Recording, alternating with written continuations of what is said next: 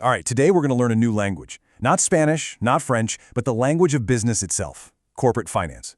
We're going to break down the exact tools companies use to understand where they've been, figure out where they are right now, and maybe most importantly, write the script for their future. So let's just dive right in. So, let me ask you this simple question, because it really gets to the heart of everything we're talking about today. When a business wants to tell you how it's really doing, is it crushing it? Is it just hanging on? Is it about to take off? Well, it doesn't just use words. That's right. It speaks in the language of numbers. Finance, accounting, that's the universal dialect of every single business out there. And our job today? Well, we're going to be your personal translator.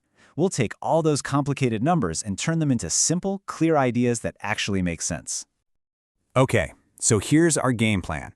First, we'll see how a company basically keeps score of its past. Then, we'll give it a quick health checkup for the present. From there, we're going to peek inside the engine room to look at costs, figure out how companies actually fuel their growth, and finally, we'll see how they drop the blueprint for what's next. All right, first up, keeping score with financial accounting. Just think of this as the company's official historian. Its one and only job is to meticulously record every single vital sign.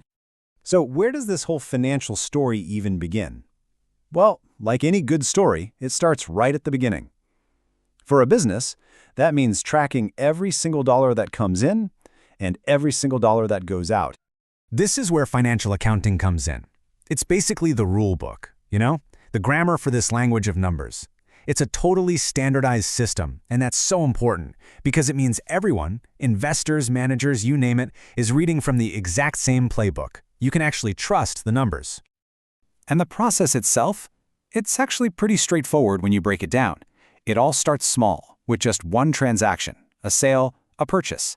Then, you organize those transactions using those rules we just talked about, summarize them in what are called ledgers, and then, boom, you put it all together into the company's official report card, the financial statements. Okay, great. So now we've got the official records. But let's be honest, a giant spreadsheet full of numbers, it doesn't really tell you much, does it? Now we need to put on our doctor's coat and perform a proper health check. It's time to turn all that raw data into something useful, into actual insights. Because this is the real question, isn't it? You've got the numbers, but is the business actually healthy? Are we making money? Can we pay our bills on time? Are we being smart with what we have? The raw statements don't just hand you these answers. Nope. For that, we need to pull out some diagnostic tools.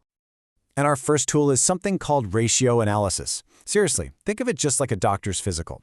You've got profitability ratios. Those are like checking the pulse of your earnings. Then you've got liquidity ratios, which are kind of like a stress test. Can you sprint to pay this month's bills? And then there are solvency ratios. That's checking your core strength for the long run. Are you financially solid or are you secretly propped up by a mountain of debt? Now this leads us to a really cool and super powerful tool called the DuPont analysis. What's so great about this is that it doesn't just tell you if you're profitable, it shows you why. It's like revealing the secret recipe. It breaks everything down into 3 core ingredients. How good are your profit margins? How efficiently are you using all your stuff, your assets? And are you using debt in a smart way to juice your returns? And of course, we've got to track the money. But here's a little twist. There are 2 main ways to look at it. You've got cash flow, which is exactly what it sounds like. The actual physical cash moving in and out. Super simple. Then you have funds flow, which is a bit broader. It looks at something called net working capital.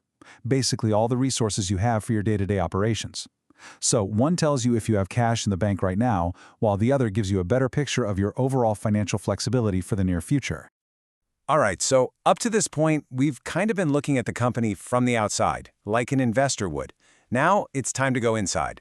Let's head down to the engine room and really understand the internal costs that make the whole thing run. And this is where cost accounting comes in. See, financial accounting is for outsiders, investors, banks, but cost accounting, that's strictly for the insiders. It's for the managers on the ground. Its entire reason for being is to give them the data they need to make smarter, more profitable decisions every single day. So what does that look like? Well, here are a few of the go-to tools in their toolkit. There's marginal costing, which helps them answer a super specific question. If we make just one more of these widgets, will we make or lose money on it? Then there's cost volume profit analysis. That's all about finding the magic break-even number. And standard costing. That's basically like setting a target cost for production and then seeing if you hit it or miss it. Okay, so let's imagine our company is running like a well-oiled machine. Now what? Well, now it wants to get bigger. It wants to build a new factory, maybe expand into another country, or launch a huge new product line. All of that takes money, like a lot of money. So this next part is all about the strategy behind finding that cash.